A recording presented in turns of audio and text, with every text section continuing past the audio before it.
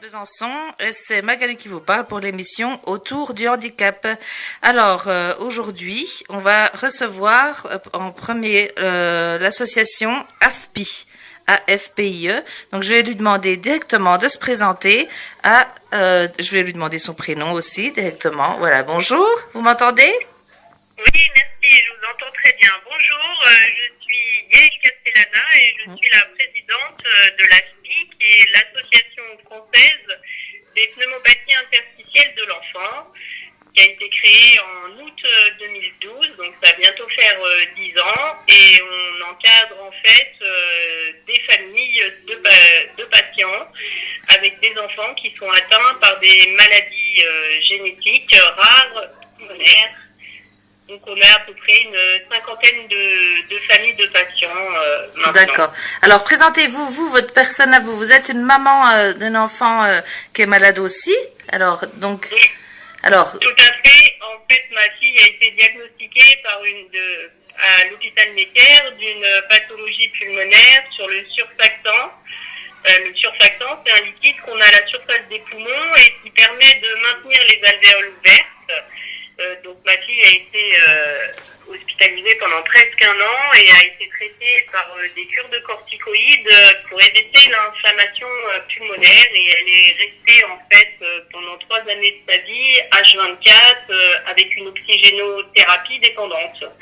Donc j'ai créé l'association quelques années après, quand ma fille est sortie en fait des traitements et qu'elle allait beaucoup mieux, pour pouvoir en fait rencontrer d'autres parents qui étaient dans la même situation que moi, et afin de partager nos expériences. d'accord. Et puis donc cette association-là, elle s'appelle AFPI. Hein? Donc pourquoi AFPI? Alors ASPI, ça veut dire Association française des pneumopathies interstitielles de l'enfant. D'accord. Donc, ce sont en fait des pathologies qui ne touchent que des jeunes enfants à la naissance, pour la plupart du temps. Et toutes les pathologies en fait qu'on regroupe. Donc moi, ma fille a une maladie sur le surfactant pulmonaire, mais il y a aussi des enfants qui sont atteints de protéinose pulmonaire ou des histiocytoses. Il y a plusieurs types de pathologies pulmonaires rares. Donc voilà, je me suis un petit peu diversifiée après par la suite, parce que en fait les traitements sont similaires, et puis l'inflammation pulmonaire, voilà, les conséquences de ces maladies sont identiques. D'accord. Alors rappelez-nous en quoi consiste l'association AFPI alors, exactement. Alors, du coup, nous sommes maintenant à peu près une cinquantaine de familles. À l'époque, on avait créé un site internet pour que les gens puissent nous retrouver plus facilement. Donc, il s'appelle www.aspi.fr. On a aussi une page Facebook. Maintenant, on a même une chaîne YouTube. Et on a en fait un comité scientifique qui regroupe à peu près une quinzaine de professionnels avec des origines différentes, hein, parce qu'on a des pneumologues, mais on a aussi d'autres médecins comme des gastro-entérologues, parce qu'on a des enfants qui ont des soucis digestifs avec ce genre de pathologie. Et puis on est encadré avec tout un tas de paramédicaux, que ce soit des orthophonistes, des diététiciens, des psychologues, et il y a quelques années en arrière, du coup, on s'est tous réunis avec plusieurs familles afin de créer ce qu'on appelle un livret thérapeutique qui a été en fait destiné exclusivement aux parents, afin de pouvoir expliquer ce qui les attendait, et toutes les questions que l'on a à l'annonce du diagnostic. D'accord. Et puis donc comment vous avez su tout ça? Comment parce que je pense qu'il faut connaître beaucoup de choses. Bon, vous avez su petit à petit avec votre fille, je pense, hein, par exemple pour la prise en charge pluridisciplinaire, tout ça. Mais vous êtes documenté comment? Vous avez regardé sur Internet? Comment vous avez fait pour savoir tout ça? À l'époque, il y a 15 ans en arrière, Internet c'était beaucoup moins flexible et il n'y avait pas toutes les informations qu'on a maintenant. Déjà, Facebook n'existait pas du tout. Enfin, les réseaux sociaux c'était assez limité. Non, moi en fait, ce que j'ai fait, c'est que j'ai plutôt posé directement les bonnes questions aux professionnels qui encadraient ma fille à l'époque, et je me suis orientée systématiquement vers la personne qu'il me fallait.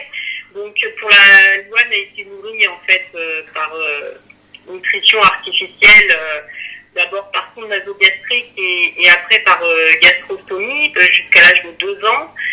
Tout ça engendre en fait des troubles alimentaires avec un apprentissage qui ne se fait pas pour ces enfants-là. Donc j'ai été suivie par une orthophoniste que peut-être certains de vos auditeurs connaissent, qui s'appelle Catherine Sénez et qui absolument pas, moi je suis dans la région parisienne, elle est sur Marseille maintenant, donc on s'était rencontrés à plusieurs reprises lors de sa venue sur Paris pour des colloques, ou moi quand je descendais en vacances, on faisait les choses par mail ou par téléphone, et en fait c'est en grande partie elle qui m'a conseillé et qui m'a permis de pouvoir passer d'une alimentation artificielle à une voie orale petit à petit jusqu'au sevrage définitif et de l'ablation du bouton de gastrostomie.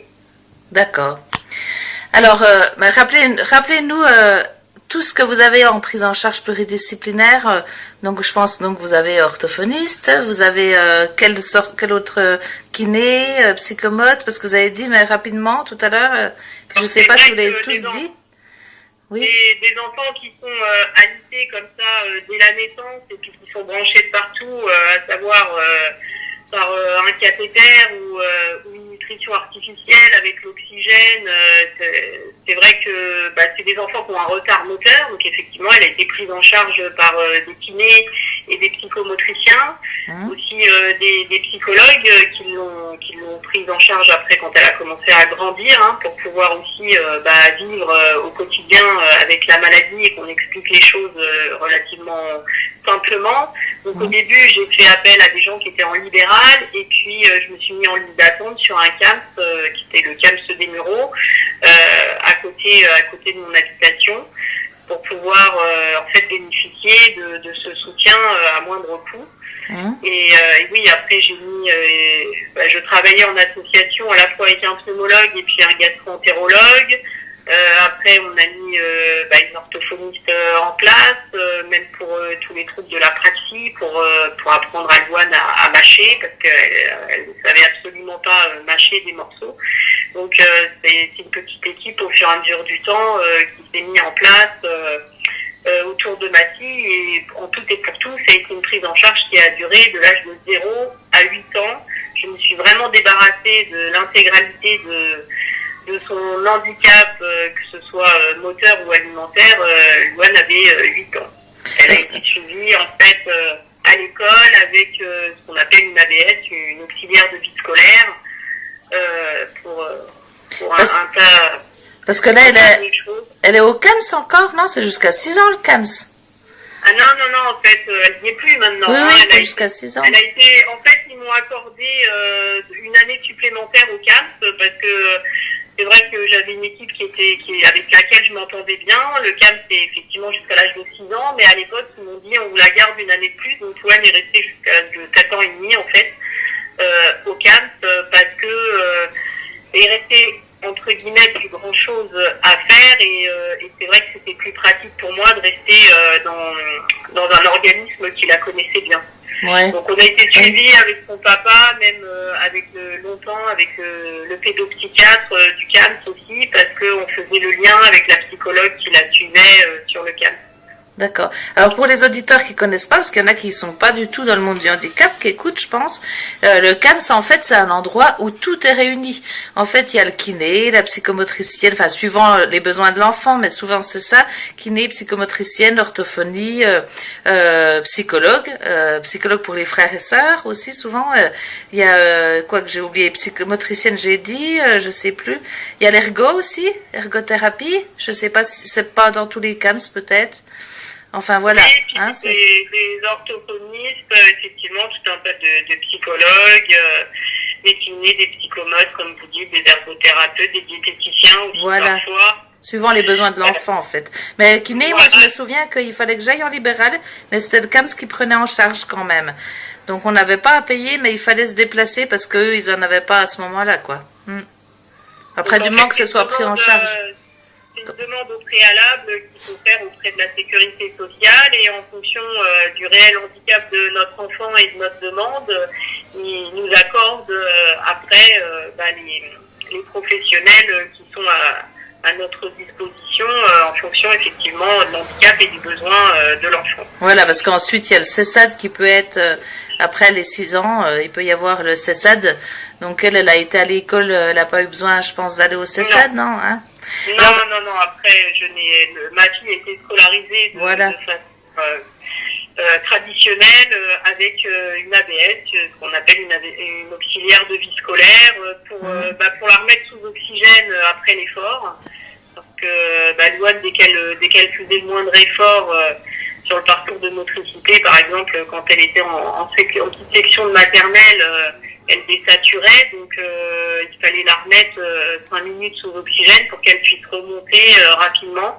Et du coup, elle faisait moins de choses que les autres enfants, mais elle était toujours dans l'observation et puis dans la participation avec à la hauteur de ses capacités physiques. Mmh. Alors ce qu'on va faire, on va faire une petite pause musicale, hein, vous restez avec nous et puis on va se reprendre après, hein, pour continuer à parler de on va parler aussi après du souci de la nutrition, tout ça, hein, on se reprend après. Je vous en prie, ne faites pas un drame de ma souffrance, ma maladie. J'ai besoin de vos rires, pas de vos larmes. J'ai besoin de force, j'ai besoin de vie. J'ai besoin d'espoir dans mon combat. J'ai besoin d'amour, pas de déprime. C'est bon, j'en ai assez comme ça, avec cette putain de mort qui frime. Et ne vous mettez pas à ma place, mais restez là à mes côtés. Car pour moi chaque minute qui passe est une minute de compter. Et je vous promets, elle m'aura pas. Je vais pas tomber, je vais pas lâcher. J'ai des ressources qu'elle ne voit pas. J'ai du courage à volonté. C'est mon combat, c'est ma galère. Et je voulais pas vous y embarquer. Et si vous ne savez pas quoi faire, montrez-moi juste que vous m'aimez. Oui, c'est mon combat, c'est ma galère. Et je voulais pas vous y embarquer. Et si vous ne savez pas quoi faire, montrez-moi juste que vous m'aimez. Je vous en prie, ne faites pas un drame de ma souffrance, ma maladie. J'ai besoin de vos rires, pas de vos larmes. J'ai besoin de force, j'ai besoin de vie. J'ai besoin qu'on danse autour de moi, qu'on fasse la fête pour que j'oublie cette injustice qui tombe sur moi. Même quelques secondes, c'est du répit. Parfois l'amour, ça tient à rien. Juste un regard, juste un texto. Y a pas pire que ceux qui disent rien, qui disent qu'ils ne trouvent pas les mots. Non, y a pas besoin d'être Rimbaud. Je te jure que c'est pas nécessaire, car y en a pas de bons des mots, à part tous ceux qui sont sincères. C'est mon combat, c'est ma galère. Et je voulais pas vous y embarquer. Mais si vous ne savez pas quoi faire, montrez-moi juste que vous m'aimez. Oui, c'est mon combat, c'est ma galère. Je voulais pas vous y embarquer. Et si vous ne savez pas quoi faire, montrez-moi juste que vous m'aimez. Je vous en prie, ne faites pas un drame de ma souffrance, ma maladie. J'ai besoin de vos rires, pas de vos larmes. J'ai besoin de force, j'ai besoin de vie.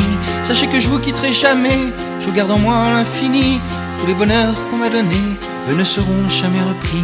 Je le répéterai jamais assez. Faut profiter et vivre intense, car un jour tout peut s'arrêter. Et c'est plus dur que tu ne le penses. Allez, maintenant on n'en parle plus. On va la bouger cette montagne. On recommence pas quand c'est perdu. Là y a pas le choix, il faut qu'on gagne. C'est mon combat, c'est ma galère. Et je voulais pas vous y embarquer. Mais si vous ne savez pas quoi faire, montrez-moi juste que vous m'aimez. Oui, c'est mon combat, c'est ma galère. Et je voulais pas vous y embarquer. Mais si vous ne savez pas quoi faire, montrez-moi juste que vous m'aimez.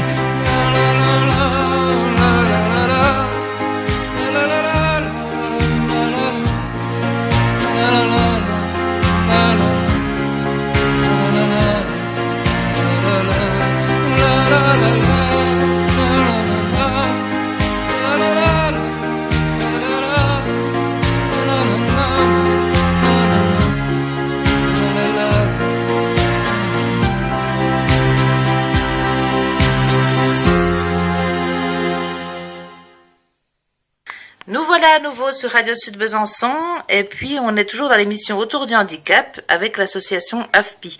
Donc vous êtes encore là? Oui? Oui, je suis là. Voilà. Alors, donc, on allait parler du souci de nutrition. Comment se nourrit votre fille?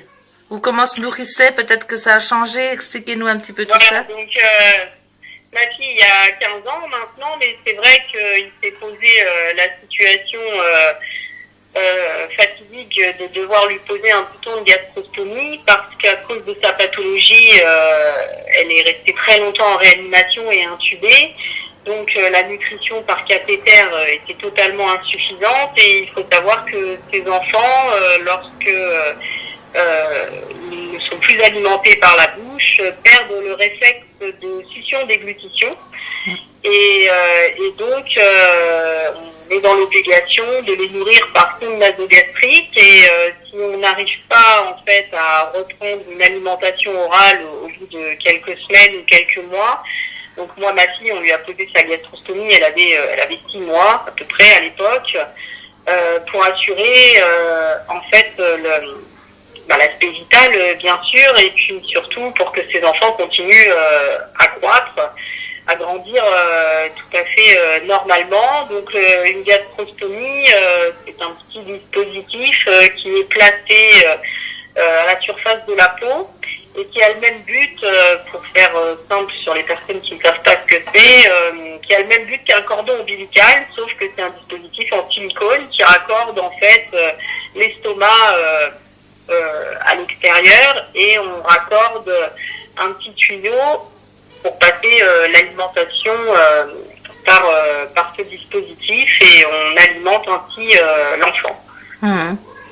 D'accord. Et puis donc, mon fils a failli en avoir une aussi. Moi, il avait une sonde nasale. Et puis, en fait, il voulait lui faire une gastrostomie. Et j'ai eu l'impression que c'était une opération qu'elle allait faire déborder la goutte d'eau, comme on dit. Et en fait, j'ai bien fait après, quand on n'a pas le choix, on n'a pas le choix. Si les enfants sont pas alimentés, ils perdent trop de poids. Enfin, voilà. Mais moi, j'ai forcé pour qu'ils récupèrent des déglutition succion en lui faisant des exercices d'orthophonie, plus que de raison. Et puis la récupérer, on a eu de la chance, faut dire. Mais en fait, par la suite, 5-6 ans après, on a appris qu'il fallait aucune intervention sur lui, aucune anesthésie générale, sinon il pouvait y rester. À ce moment-là, on savait pas. Donc, on a eu vraiment de la chance. Et donc, donc elle a gardé combien de temps la gastrostomie? Donc, moi, ma fille, elle a été nourrie de manière artificielle comme ça pendant 2 ans et il a fallu que j'opère sur une rééducation qui a duré plus d'1 année avec une orthophoniste qui est spécialisée dans les troubles de l'oralité et de la déglutition. Donc, petit à petit, en fait, alors oui, effectivement, par rapport à ce que vous disiez, il y a certains enfants on arrive à les réalimenter et ils se retrouvent qu'avec une sonde nasogastrique quelques mois. Et puis il y en a d'autres où c'est plus compliqué parce que chaque pathologie est différente et sur des pathologies respiratoires, c'est très angoissant en fait. Quand on avale, il faut savoir qu'on ne peut pas manger et respirer en même temps. Donc c'est dans ce type de pathologie, c'est malheureusement un dispositif qui fait presque partie du protocole de soins maintenant. Mais moi, le docteur, il croyait pas, il disait c'est pas possible, il récupérera pas et tout. Il pensait vraiment que j'arriverais jamais, quoi. Même l'orthophoniste, elle disait ça m'étonnerait qu'on y arrive. Mais je sais pas, je devais sentir que vraiment c'était ça ou. Mais c'est clair que j'aurais pas le choix, mais peut-être que je l'aurais perdu à ce moment-là, quoi. C'est ça. On a eu de la chance, quoi, vraiment. Et donc, ça s'est bien passé pour elle quand elle s'est fait opérer, l'opération en elle-même. Alors, de ce fait, oui, c'est-à-dire que moi, j'ai une expérience assez riche dans le domaine et que ce soit au début de l'opération, tout le déroulement de cette nutrition et puis jusqu'à après le sevrage et l'ablation du bouton de gastrostomie, j'ai eu la chance d'être suivie par un pédiatre généraliste sur Necker qui était assez ouvert d'esprit et qui était très à l'écoute sur ce que je souhaitais mettre en place sur ma fille, avec des professionnels même qui étaient indépendants et puis en dehors de l'hôpital. Et de ce fait, c'est aussi pour ça qu'on a créé l'association. Il s'en est suivi, alors c'est plus récent parce que maintenant on a créé un groupe qui s'appelle De la main à la bouche, qui regroupe tous les professionnels avec lesquels j'ai travaillé avec ma fille à l'époque pour assurer sa bonne croissance et puis après ce sevrage, que je fais rencontrer en fait à d'autres parents, à d'autres familles qui sont la même configuration que nous avec des difficultés d'alimentation, parce que bon, faut savoir que malgré tout ce dispositif n'est pas naturel, hein, on chante la bouche. Donc du coup la digestion s'en trouve quand même en partie perturbée et de manière commune, quelles que soient les pathologies qu'ont les enfants, on se retrouve avec des enfants qui ne supportent pas toujours très bien cette nutrition artificielle. Il y a des choses en fait et des gestes à faire pour que l'enfant se sente mieux, et il y a des professionnels de santé qui sont vraiment intéressés sur ce sujet pour essayer de comprendre comment améliorer le quotidien des enfants et des parents qui s'en occupent. Donc ce groupe de la main à la bouche, on avait organisé un premier colloque en 2020, pardon, juste avant le premier confinement. Voilà, parce que c'est vrai que j'organise plusieurs rencontres par an avec mon association, en tout 4, et puis ce colloque, on a prévu de le faire une fois par an. Donc on devait le refaire en 2021, mais malheureusement, en ce moment, on n'a pas le droit de se regrouper. Mais sinon, c'est un colloque qui s'est organisé au CHI de Créteil, donc dans la région, la banlieue est parisienne. Donc j'espère qu'on pourra bientôt en refaire un deuxième, et le but c'est de confronter en fait les soucis de ces enfants et ce que ressentent les parents avec des professionnels de santé pour améliorer cette prise en charge, et à mon sens un petit peu trop médicalisée, et où on devrait être plus à l'écoute avec ce que rapportent les mamans. Oui, c'est clair. Oui, il y a cette histoire de gavage là que j'ai toujours trouvé déjà le mot, hein, gavage. Oui. C'est pour des enfants en plus. J'ai toujours trouvé que c'était vraiment un terme, mais c'était pas tout sauf humain, quoi. Gavage comme ça. Et puis c'est très très technique, hein. Après, moi, j'étais avec l'appareil, mais c'était dans le nez. C'est vrai que ça fait. La gastrostomie, il y a aussi les problèmes de suppuration, des choses comme ça. Oui, il faut. Voilà, c'est toute une éducation aussi qu'on fait, hein, par rapport aux parents pour les soins. Effectivement, il y a des choses qui sont plus difficiles pour nous à faire, comme aller à la piscine ou à la plage avec un enfant qui a une gastrostomie. Il arrive parfois qu'il y a effectivement des suintements avec l'apparition de bourgeons. Encore une fois, c'est pas systématique. Tout dépend aussi de la peau des enfants. Il y en a certains qui supportent mieux que d'autres. Moi, personnellement, je n'ai pas eu ce problème-là. Alors, je ne sais pas si c'est parce que je faisais bien les choses ou si c'est parce que j'ai eu de la chance et que ma fille n'était pas sujette aux mais c'est vrai que c'est des problèmes récurrents.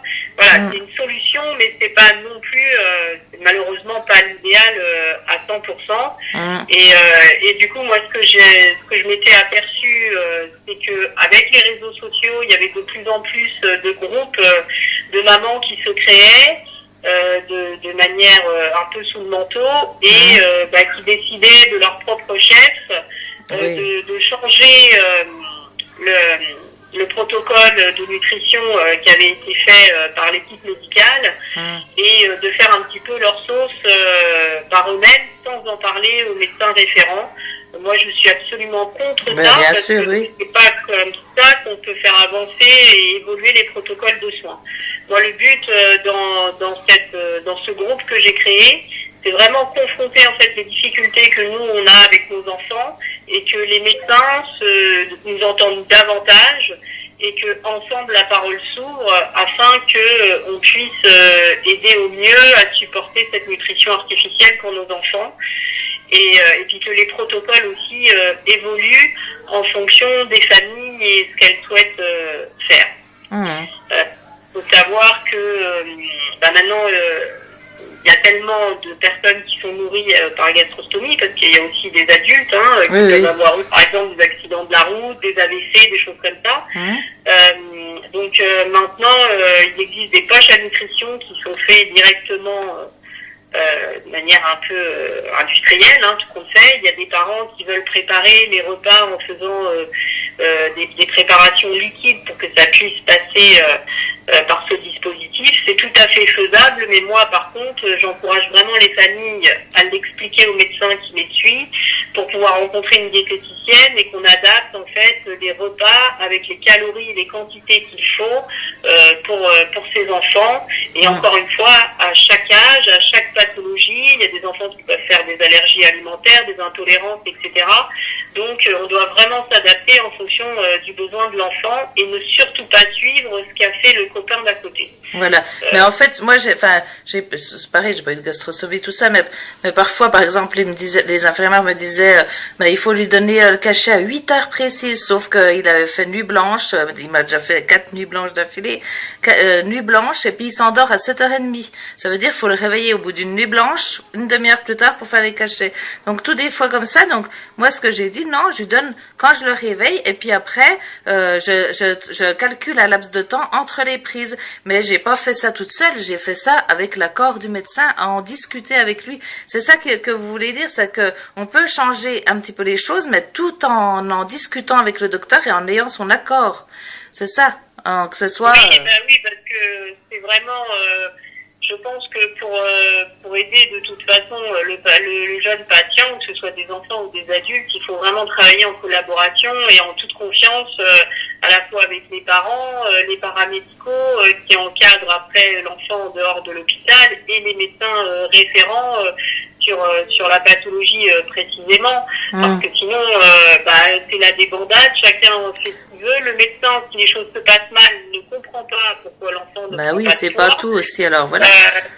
Du coup, il essaye de changer son protocole, peut-être en augmentant les doses, mais le parent en fait toujours à sa tête. Et c'est vrai que moi, je fais les gros yeux aux parents, je leur dis, il faut assumer vos choix jusqu'au bout.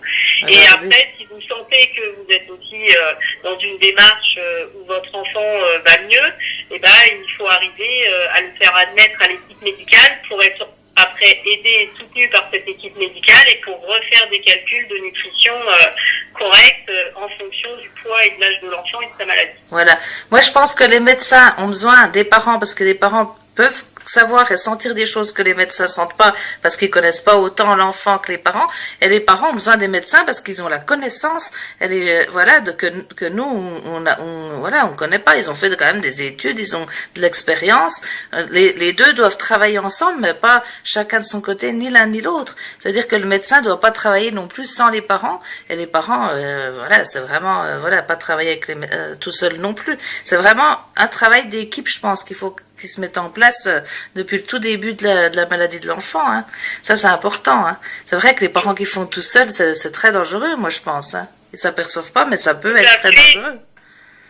C'est un partenariat. Je pense qu'après, il faut trouver aussi le bon médecin avec lequel on s'entend bien. Oui, et voilà. puis, je ne veux pas que les enfants se retrouvent dans une situation un peu de prise en otage, parce qu'il faut savoir qu'un tout petit, qui a quelques mois ou qui a 3-4 ans, ne peut pas vraiment se plaindre et dire voilà, il y a ça et ça qui va pas. Donc il faut aussi faire confiance aux parents qui vont avoir ce retour d'aspect clinique, parce que comme vous l'avez très bien dit, on connaît très bien notre enfant, on le voit tous les jours, on le voit évoluer, alors que le médecin va le voir en consultation une fois par mois ou une fois par semaine, suivant le suivi qu'on a en fonction de l'évolution de la maladie, mais le médecin va le voir quelques minutes en fait, alors que nous on le voit au quotidien.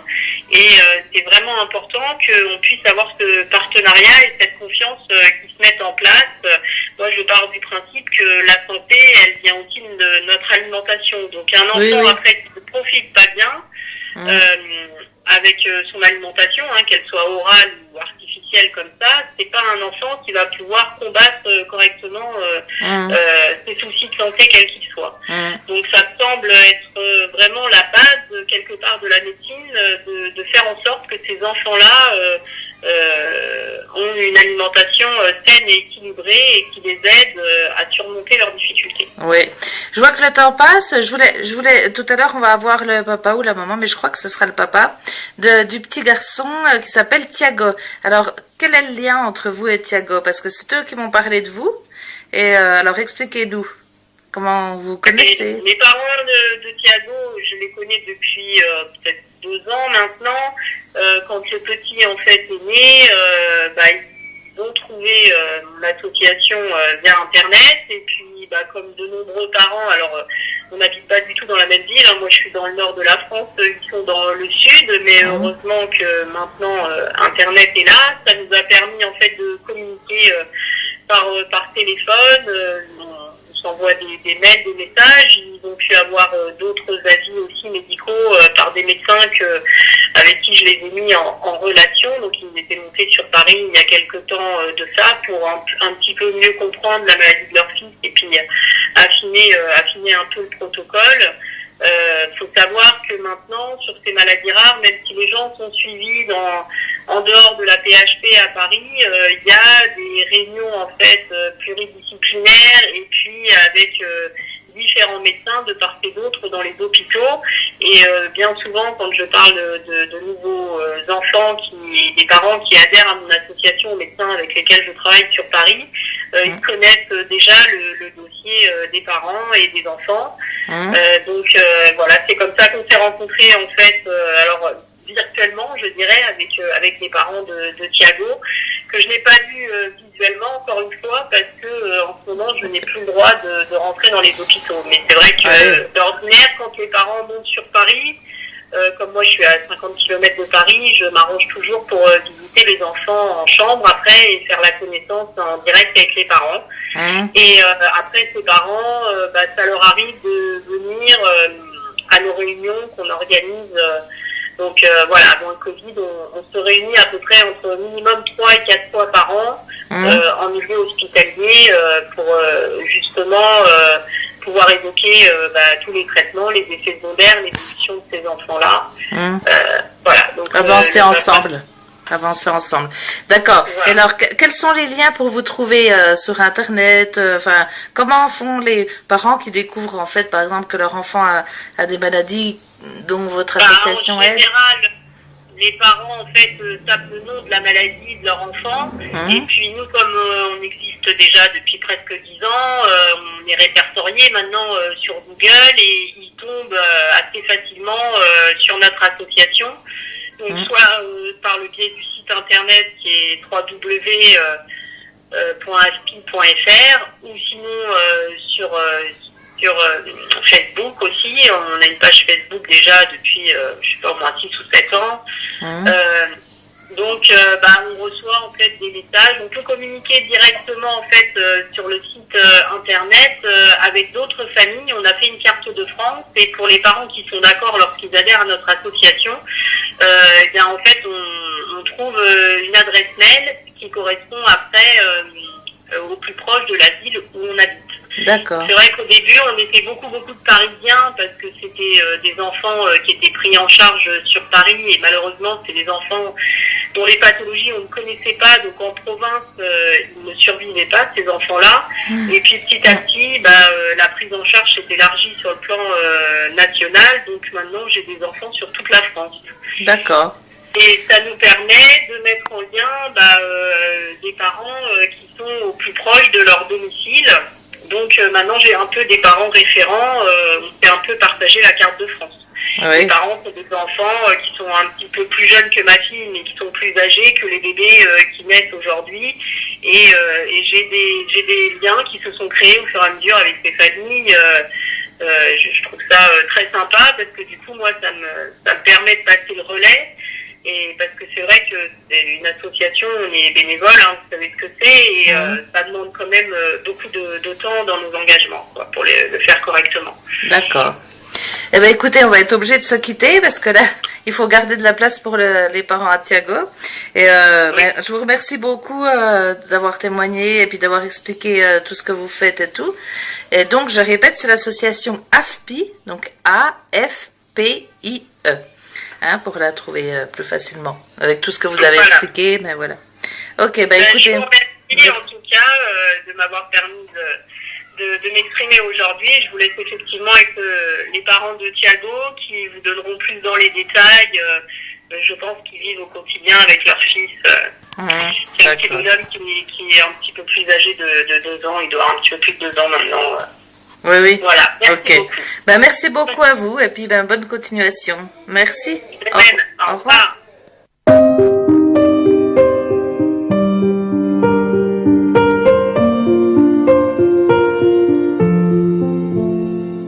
Je te le dis, tu me crois pas, mais je te le dis. Je peux faire de ta planète un putain de paradis. Enfin, je me dis la vie est belle. Avant, elle était juste jolie. Ce nouveau monde, je m'en remets pas. Depuis que t'es là, je me connais moi. Et je me dis, j'y crois pas, mais je me dis que c'est pas dehors, mais dans tes bras que je veux passer la nuit. Je me suis levé avant le réveil. Pourtant 2 semaines que j'ai pas dormi. Je ressemble à rien mais j'ai tout. Si tu respires mal j'étouffe. Mais non, mais non, mais non, je ne bougerai pas. Même quand t'auras grandi, je me tiendrai là entre toi et la pluie. On m'avait dit tu verras, tu verras. Je me contentais de sourire, je t'avais pas vu venir.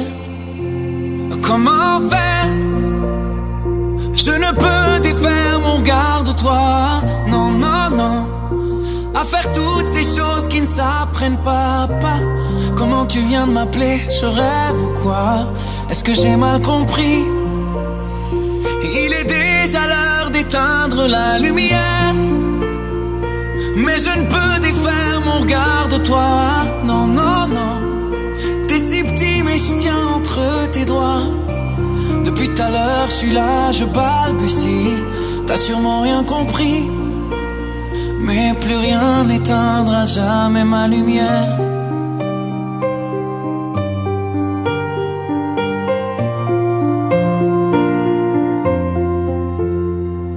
Des cris, sûr qu'il y aura des cris.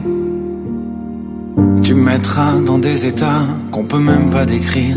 Et puis je fondrai comme neige au soleil de tes sourires. Petite, prends pas trop vite pour Hercule. Y a ton repas sur mon pull. Il est pas né celui qui t'enlèvera. Je pourrais faire des folies. Je pourrais braver 1000 hommes, le vent, la pluie. La seule question qui me vient quand je te vois, comment j'ai pu tenir tout ce temps sans ton sourire? Comment faire? Je ne peux défaire mon regard de toi. Non, non, non. À faire toutes ces choses qui ne s'apprennent pas. Comment tu viens de m'appeler? Je rêve ou quoi? Est-ce que j'ai mal compris? Il est déjà l'heure d'éteindre la lumière. Mais je ne peux défaire mon regard de toi. Non, non, non. T'es si petit mais je tiens entre tes doigts. Depuis tout à l'heure, je suis là, je balbutie. T'as sûrement rien compris. Mais plus rien n'éteindra jamais ma lumière.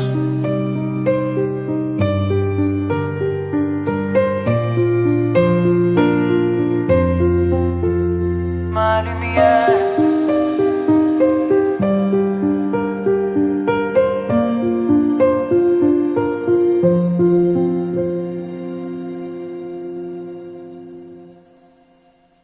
Alors, on va bientôt avoir un invité. On a un petit bug téléphonique. Oh. Oui, allô? Oui, bonjour. Excusez-moi, on a eu un petit problème technique avec le téléphone. Il n'y a aucun souci. Vous m'avez fait stresser quand même, là, quand vous m'avez dit que ça raccrochait. Alors, donc, vous êtes le papa de Thiago. C'est ça. Voilà. Alors, rappelez-moi, parce que j'ai plus du coup ma feuille sous les yeux, comme j'ai essayé de vous rappeler plusieurs fois, la maladie de votre fils. Alors, la maladie de mon fils, il a une fibrose pulmonaire interstitielle diffuse. Et il a une deuxième pathologie, la maladie des Niailles. C'est des cellules du poumon qui ne sont pas bons. Donc, ça s'appelle l'évolution des enfants atteints d'hyperplasie des cellules neuro-endocrines. Voilà, toujours des noms un peu farfelus. Un peu compliqués, oui, comme vous le dites. Voilà. Comment vous en êtes rendu compte?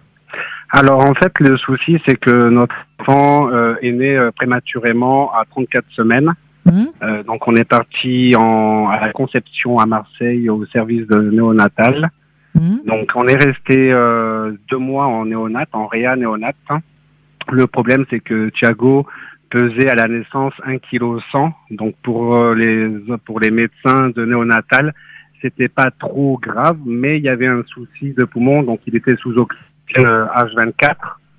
Et le problème, c'est qu'à la fin de la néonate, on est parti directement à la Timone parce qu'ils ne savaient plus quoi faire par rapport à la néonatale. D'accord. Et puis, donc, vous avez suivi les médecins pour tout ça, et puis les médecins, on nous a mis avec un professeur Jean-Christophe Dubu qui s'occupe du service de la Timone de Marseille. Donc c'est là où il nous a dit à 4 mois de vie que Thiago était atteint d'une fibrose pulmonaire plus la maladie des Niailles et que l'évolution, il y a plusieurs fibroses pulmonaires.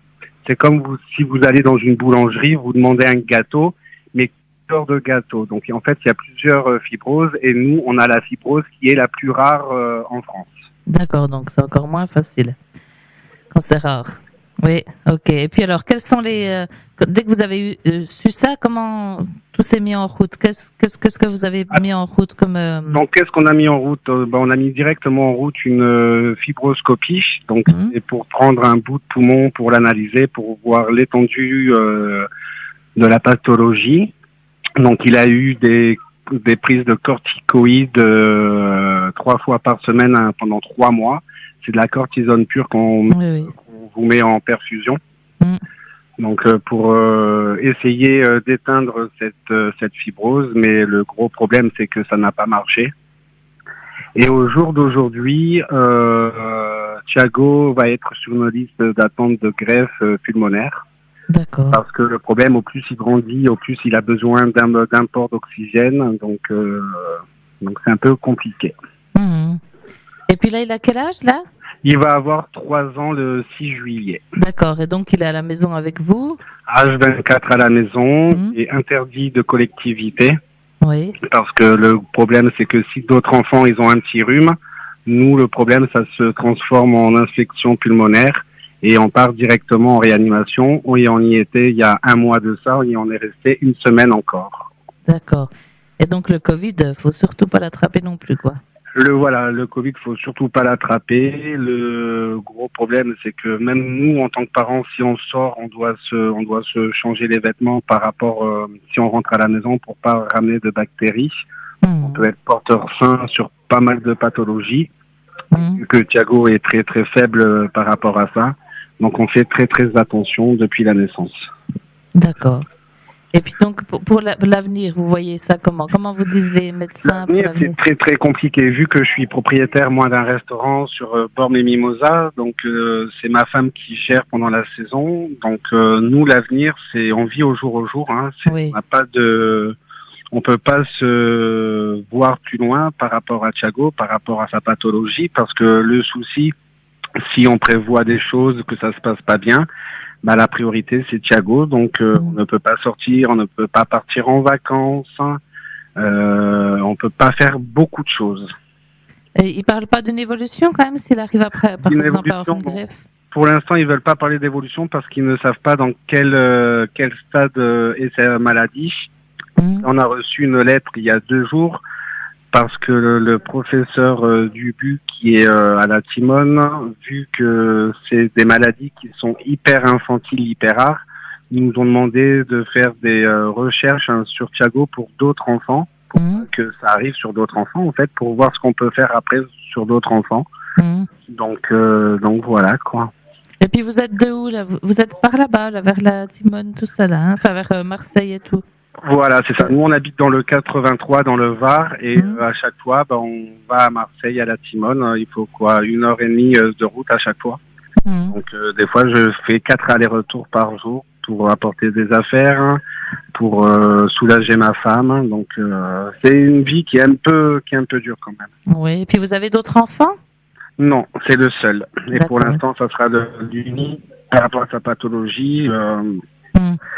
Qui est très compliqué, qui est très complexe. Donc, on ne veut pas prendre de risque de faire un deuxième enfant au jour d'aujourd'hui. Oui. Se mettre directement, être à fond pour notre fils Thiago. Et puis, est-ce que vous savez si c'est génétique, tout ça? J'ai pas. Non, pas du tout. On a fait tous les tests possibles. On a fait des tests. On est remonté jusqu'aux arrière-grands-parents.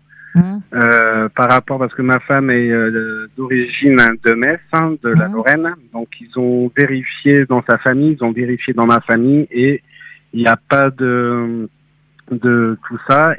Pour eux, c'est une maladie qui est infantile et ils ne savent pas comment il a pris ça et on ne sait pas comment le soigner au jour d'aujourd'hui. D'accord. À part avec des médicaments comme le Zitromax, l'Atrovent. Il a une VNI pour enlever tout le PCO2 le soir parce qu'il est sous oxygène H24, sauf le soir qu'on lui met une machine qui s'appelle la VNI pour enlever tout le gaz carbonique qu'il a dans le corps en fait. Ok. Et puis à part tout ça, c'est déjà énorme, hein, mais est-ce qu'il a des retards physiques? Non, c'est un enfant tout à fait. C'est un enfant tout à fait normal, sauf ses poumons, quoi. Mais sinon, il grandit comme un enfant normal. Il joue, il parle. Donc, il vit, il est né avec son câble d'oxygène, donc il vit avec son câble. Il sait faire attention. Dès que son câble est bloqué, il enlève lui-même. Donc, non, il est né avec. Donc, c'est vrai que sur ça, on a une chance. Mais quand il voit d'autres enfants sans oxygène, là, il regarde ça fait un peu mal parce que les autres enfants, quand ils le regardent, pourquoi il a ça, pourquoi ci, pourquoi ça. Oui. Donc c'est très très compliqué. Ça. Parce qu'il en dit quoi alors? Lui, il en parle quelquefois de sa maladie? Pour l'instant, il vient juste de commencer à parler, donc il pose pas encore ces questions, mais il commencera vraiment à bien parler, à comprendre. Bon, il expliquera tout ce qu'il a eu, tout ça, pour lui dire la vérité, pour pas lui cacher. D'accord. Et puis je pense que la famille, tout ça, c'est pas facile non plus, parce que du coup, ils peuvent pas venir vous rendre visite, vous pouvez pas aller. On a une belle famille qui est au top, parce que on a eu un gros souci. Ils sont arrivés 48 heures après, le temps de faire la route, tout ça. Donc non, j'ai une belle famille qui est vraiment au top. D'accord. Ils sont vraiment là. J'ai ma famille aussi derrière. Donc heureusement qu'on a nos familles tous les deux. Pour rester avec nous, pour nous aider, tout ça. Donc, non. Et puis, au niveau du couple, je suppose que ça, c'est pas facile aussi, mais vous êtes un peu obligé de tenir, quoi. Voilà, c'est pas facile dans notre couple, mais je vais vous dire la vérité, c'est quand on a un enfant handicapé, où on se sépare, où on se rapproche et on reste soudés. Et nous, ça nous a soudés 2 fois plus. Donc, tant mieux. Oui. On est resté soudés et c'est ça qui est vraiment bien. Notre force, c'est d'être toujours à deux. D'accord. Et puis alors, votre épouse, elle avait un travail et tout ça avant l'épouse, elle avait un travail avant. Elle était serveuse dans mon restaurant. Donc, elle travaillait, tout ça. Et depuis qu'on a eu Thiago, elle ne peut plus travailler. Donc, on est sous même des tâches. Donc, on retrouve des mails tous les mois. Par rapport à Thiago, vu qu'il ne peut plus travailler, vu qu'on doit le garder à la maison. Donc, on ne peut pas trop sortir, tout ça. Donc, c'est vrai que c'est un peu compliqué pour ma femme. Elle a le plus mauvais rôle de rester H24 enfermée dans le... D'accord. Ok. Et puis, donc, vous aviez connu l'association AFPI, qu'on a eu juste avant. C'est ça. Et puis, alors, comment vous l'avez connue, cette association? Alors, on l'a connue, c'est très simple. À 4 mois de vie, quand on vous annonce la fibrose pulmonaire, au jour d'aujourd'hui, qu'est-ce que vous faites? Vous prenez votre iPad, votre téléphone ou un ordinateur, vous marquez ça sur la barre de recherche sur Internet, la fibrose pulmonaire, et vous trouvez tout ce qu'il y a. Et on a trouvé cette association qui est basée sur Paris, qui s'appelle l'AFPI. Et puis on a envoyé un message et ils étaient déjà au courant que notre fils s'appelait Thiago, qui était malade. Et la présidente qui s'appelle Gaëlle, qui a été derrière nous, qui a toujours été là et qui est toujours derrière nous. Donc et on a eu des soucis, des renseignements, ils étaient là pour nous. Et c'est une association vraiment bien. Ils sont là avec les parents du début jusqu'à la fin. D'accord. Et puis donc là, vous conseillez à tous les autres familles qui se retrouvent dans votre situation de les appeler, parce que vraiment, ça vous a beaucoup aidé. Oui, bien sûr. Ils se mettent en relation avec les professeurs. Ils ont des professeurs. Ils sont basés sur l'hôpital Trousseau à Paris. Donc, il y a le professeur Alfepo qui est un grand professeur comme le professeur du qui sont de grands professeurs et qui suivent Thiago depuis la naissance maintenant. Donc c'est vrai que c'est un peu compliqué de tout gérer, de voir les professeurs tout le temps. Ça, c'est vrai. Oui, je pense qu'on a perdu notre invité. Oui, on l'a perdu. À mon avis, c'est ton téléphone qui capte. On va passer cette fois quelques annonces. Donc, et puis je vous reprendrai après. Le samedi 26 juin à 14h sur la place de la mairie de Besançon, des associations comme l'Espoir pour Jade, que vous avez déjà entendu dans une des émissions, Léo contre les AVC, donc c'est notre association, mon fils Léo qui est à côté de moi, les petits pas de Romane, donc la petite Romane, l'Espoir de vivre autrement pour Ilona, la grande Ilona qui a 16 ans, souhaite vous inviter à marcher à leur côté pour réclamer des soins et la prise en charge de toutes les fois où les parents et aidants doivent faire pour aider les enfants handicapés. Nous dénonçons l'indifférence du gouvernement envers les petites associations, trouver des solutions pour les aidants, souvent épuisés et non remplacés. C'est vrai que nous, par exemple, je parle pour nous, mais bon, à peu près tout le monde a les mêmes problèmes. On doit trouver entre 6 000 et 8 000 euros pour emmener Léo pour faire des stages non remboursés par l'État et pour le faire progresser tout ça. Et puis bon, voilà, il y a encore du chemin à faire pour qu'on soit quand même, on est obligé de créer des associations et c'est pas normal, voilà. Donc venez nous aider en marchant avec nous sur la place de la mairie à Besançon. Venez nombreux et puis que ça nous aide à faire bouger les choses. J'ai une autre annonce aussi avant de vite couper. Donc le 12 septembre à Chanvan dans le 39 vers Dole, il y aura la 14e traversée du Grand Dole où tous les dons et la moitié des bénéfices seront remis à 2 associations. Donc il y a toujours la nôtre, Association Léo contre les AVC, et un pas en avant pour Naomi. Voilà, donc ces 2 associations seront bénéficiaires de cette traversée. Alors cette traversée, il y a des courses, on peut s'inscrire pour courir et puis s'inscrire pour marcher. Alors vous pouvez trouver comment vous inscrire sur www.copain avec un s de donc traversée sans l'accent, mais il y a bien .fr. Alors, vous pourrez vous inscrire pour la course à pied ou la marche. Tout est dans le site. Par exemple, la marche, c'est 3 € pour les 5 km, 5 € pour celui des 10 km et 7 € pour celui des 16 km. J'ai créé aussi un événement en ligne sur la page association Léo contre les AVC. Vous pouvez vous marquer intéressé, participant, tout ça, qu'on voit un petit peu si vraiment il va y avoir du monde. Mais n'hésitez pas à en parler et puis à venir, quoi. Plus il y a de monde, plus il y a de bénéfices pour nos associations. Donc on va pouvoir dire au revoir au papa Thiago. Vous êtes là? Toujours, je suis. Voilà, donc on a été coupé avec le téléphone. Je suis désolée, je sais pas ce qu'il y a eu. C'est vraiment pas la bonne journée aujourd'hui. Alors, écoutez, on peut quand même se dire au revoir. J'espère que ça va pas recouper avant qu'on puisse se dire au revoir. Je vous souhaite tout du bon avec votre fils et puis que ça s'améliore du mieux que vous pouvez. De m'avoir invité pour parler de la maladie, qu'il n'y a pas que si d'autres parents ont le même cas, qui sont pas seuls. D'accord, voilà.